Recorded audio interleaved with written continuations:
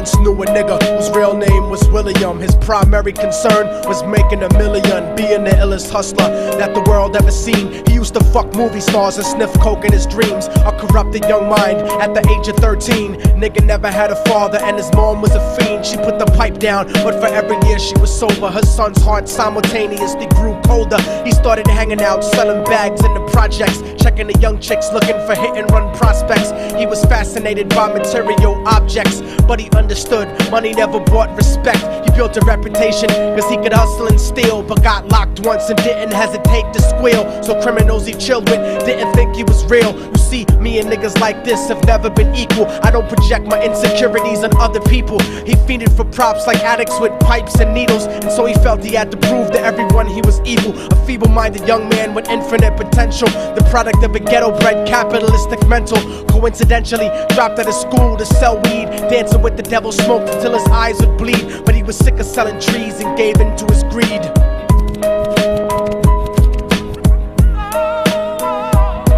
Everyone tryna be trife, never face the consequences. You probably only did a month for minor offenses. Ask a nigga doing life if he had another chance. But then again, there's always the wicked that knew in advance. Dance forever with the devil on a cold cell block. But that's what happens when you rape, murder, and sell rock. Devils used to be gods, angels that fell from the top. There's no diversity because we're burning in the melting pot.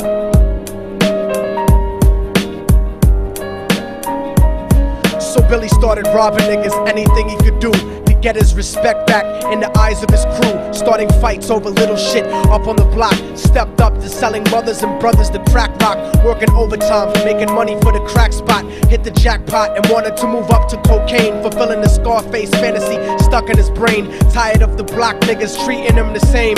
He wanted to be major like the cutthroats and the thugs. But when he tried to step to him, niggas showed him no love. They told him any motherfucking coward can sell drugs. Any bitch nigga with a gun can bust slugs. Any nigga with a red shirt can front like a blood. Even Puffy smoked the motherfucker up in the club. But only a real thug can stab someone till they die. Standing in front of them, staring straight into their eyes, Billy realized that these men were well guarded, and they wanted to test him before business started. Suggested raping a bitch to prove he was cold-hearted. So now he had a choice between going back to his life or making money with made men. Up in the sight, his dreams about cars and ice made him agree a hardcore nigga is all he ever wanted to be. And so he met them Friday night at 2:45.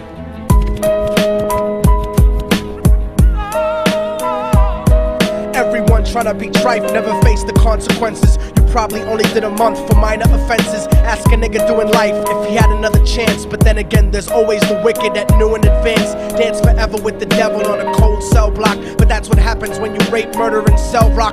Devils used to be gods, angels that fell from the top. There's no diversity because we're burning in the melting pot.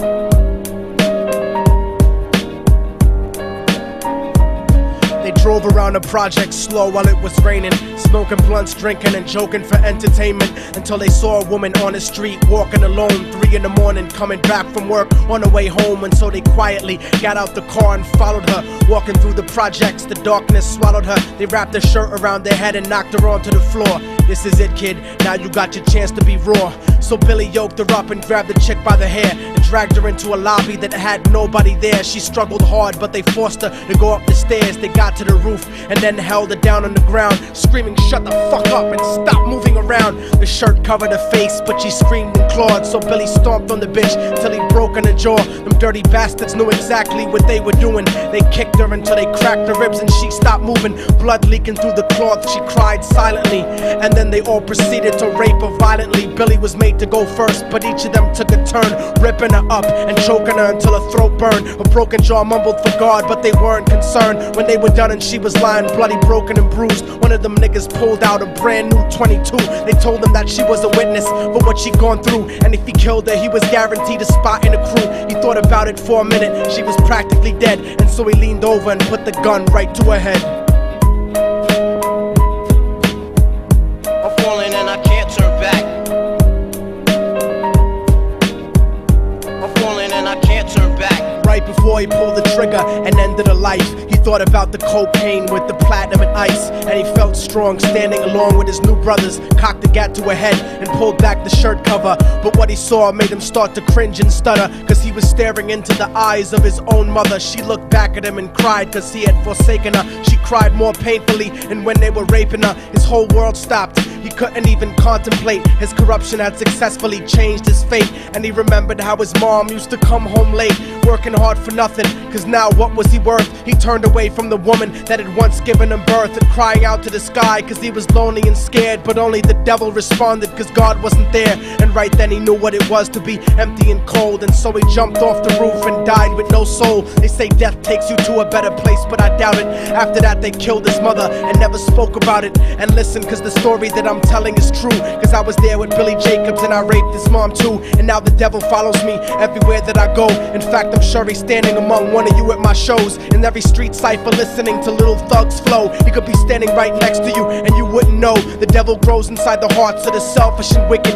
White, brown, yellow and black color is not restricted. You have a self-destructive destiny when you're inflicted, and you'll be one of God's children that fell from the top. There's no diversity because we're burning in the melting pot. So when the devil wants to dance with you, you better say never, because a dance with the devil might last you forever.